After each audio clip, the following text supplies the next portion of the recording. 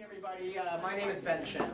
I'm Vice President of Energy Conservation Incentives at Air Miles for Social Change. We are a sponsor tonight, and we are very pleased to be here to support Tyler's book launch. And I'm very pleased to have Tyler's autographed book here with me. Let me just begin by saying thank you, all of you, for coming tonight, for a couple of reasons. I think for one reason, you know, for those who have a thirst for knowledge, books play such an important role in our lives, and I would say that the world is in need of a stiff drink on many, many levels. So anybody who's willing to spend the night to come out to support books, I think is a worthy cause. Another reason, I think, is innovation. This book is about innovation. I know many of you are innovators. And innovation, you know, what is it really? It's when we are faced with a clear and present challenge that normal business methods, ways of doing things can't solve. And maybe even, or not maybe, but as we know with climate change, normal ways of doing things have caused this clear and present challenge. So I think that, again, thank you for being innovators, for understanding the importance of that, recognizing it, and supporting a book and venture that talks about that. Thirdly, thank you for coming out here in support of Tyler, because as someone who worked in the Premier's office and then at the Ontario Power Authority, I can honestly tell you that he was a reporter whose phone call I really didn't want to return many times. Tyler had a way of asking pointed, maddeningly well-informed questions that you could not talk around with just talk, because he knew what he was talking about. And I think one of the things I always really enjoyed dealing with Tyler was that his expertise on the energy sector. It's such a complicated sector, and the fact that he could absorb things quickly and understand where he was coming from. You know, when the criticism stings, it ought to sting when it's that well informed. So that's one thing. And then as a former journalist, I've always admired journalists who are, you know, above all, you know, getting it right, getting to the truth, digging, doing the research, working hard, all of those things, but above all being fair.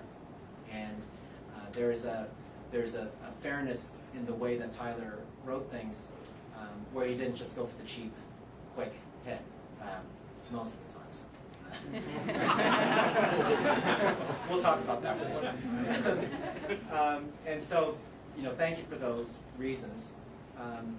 Beyond that, I would say that those are the things that make Tyler one of the most important columnists to come along in Toronto and in Ontario in a long time, and in Canada. And again, going back to my experience in government at the OPA at the time of the Green Energy Act, I do know that the Green Energy Act was enabled by intelligent discussion, informed discussion on renewable energy, on moving to clean tech, and a lot of that was in Tyler's column. So would it have happened without it? Would there have been a momentum to do that?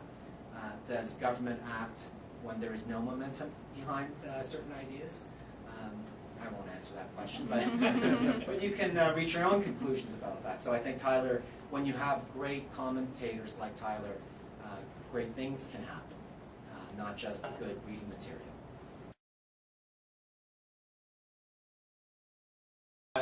As anybody, I got an advanced copy of this book, and I sat down. I thought I would read it in chunks, right? It's about clean energy and entrepreneurs. It's like I live and breathe this stuff. How could it possibly be?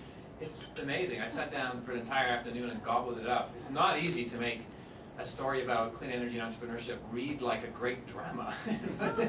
Tyler's done it, so I really encourage you to read this book. It's good. It's about, you know, a lot of mad inventors and the struggles of these sort of Don Quixote characters out in the business world, you know, trying to make their voice heard, their technology work, you know.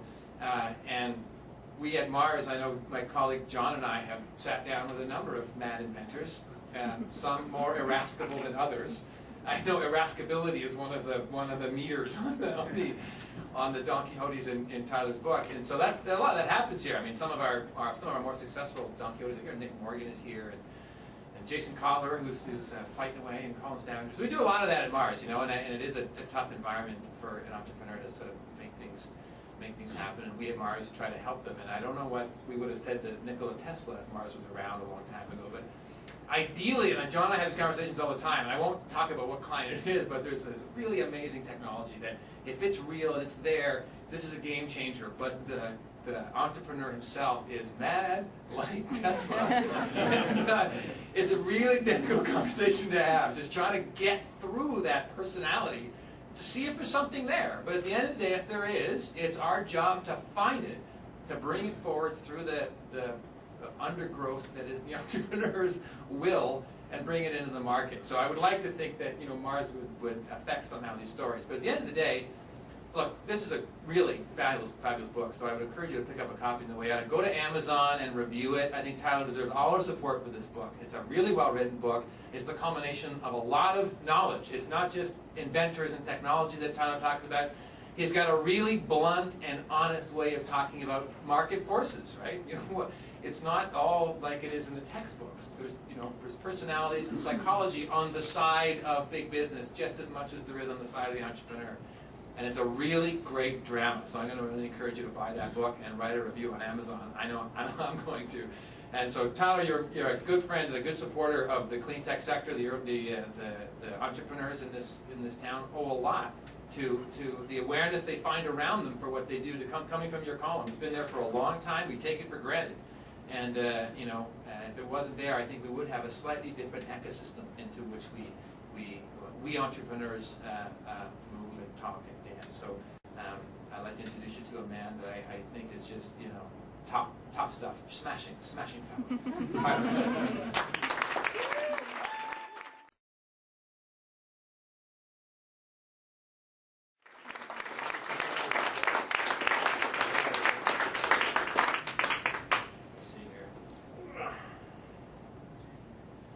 Well, thanks everybody for coming out. I truly appreciate it, and I'm blown away that there's so many people here in one room listening to me. It's kind of intimidating, and it's also intimidating to speak after Tom and Ben and Jack, because I really don't have anything prepared to say. I mean, I was writing a column on Deadline up until like about an hour before I left for this event, so I scribbled a few things down. So hopefully I can sound somewhat lucid. First, I wanted to thank ECW for taking me on. I did go to a lot of different publishers, and I did get in the door, and I chatted with them, but I was determined that this would be a book that wasn't necessarily a business book that was, I'm kind of tired of those business books that are structured where at the end of each chapter they have like, bottom line, what did you learn from this chapter, and how can this improve your business? I just wanted to tell stories, and I thought, I've been in this role as a clean technology reporter and columnist at the Star for 6 years, and I met so many different people, and I've written about many of the people here in this room and their companies and their innovations. And I just thought it'd be really cool to just pick half a dozen companies that over the years I've covered and I found like are really kind of off the wall, or not even off the wall in the sense that the people are truly mad, as the title suggests, and I just kind of picked that title to get people to wonder, what does mad like Tesla mean? Not everybody in this book is mad or losing their mind. It just, by mad I chose like people perceive what they're trying to do as impossible and it's unlikely to happen. And I just thought that we've got this kind of knee-jerk reaction that you're not gonna be successful because there's too many barriers in the way. So just forget about it. Don't waste your time. And I thought I wanted to celebrate a lot of the risk-taking that's going on, not just in Ontario, in this room, but across North America. So I went and I did some deeper research and tried to look behind the headline and get a sense of the story and the journey of trying to make important changes to the world.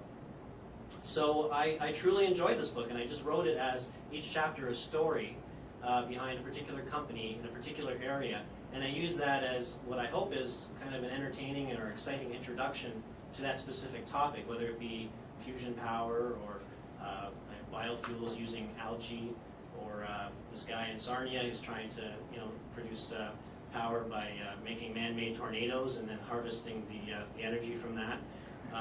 Tom met that guy, Mr. Louis Michaud, and I have great respect for him. He's trying, and he's a retired engineer who just thinks it's a good idea, and he's pushing it. And maybe that exact idea won't turn out to be a commercial enterprise, but certainly we can maybe learn a lot of things from him and his efforts and apply them in other areas that will contribute to a commercial solution.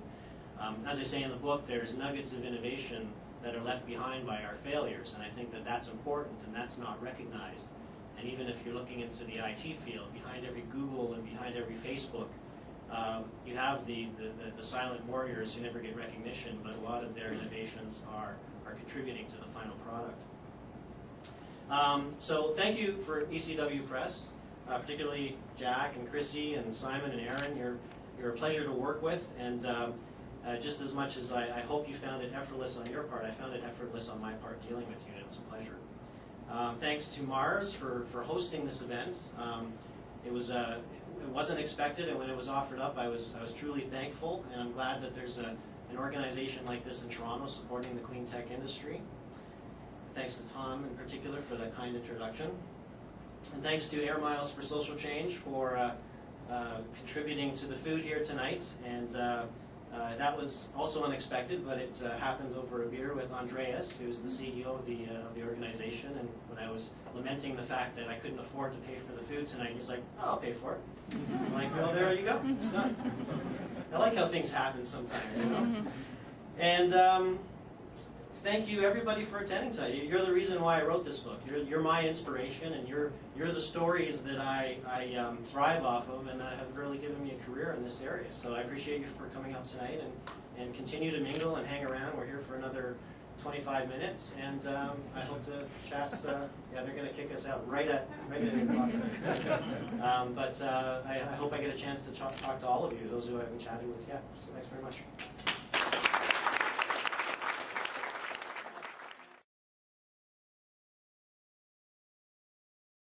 Thank you to my lovely wife, Lynn McMurchie, who's been taking pictures all night, and who's my videographer.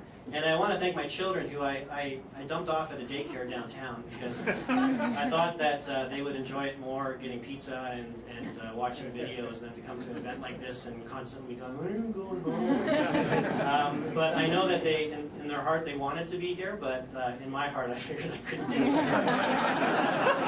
It could be so punishing. So we'll have a family gathering at home, and we'll let them run around the house and have a good time.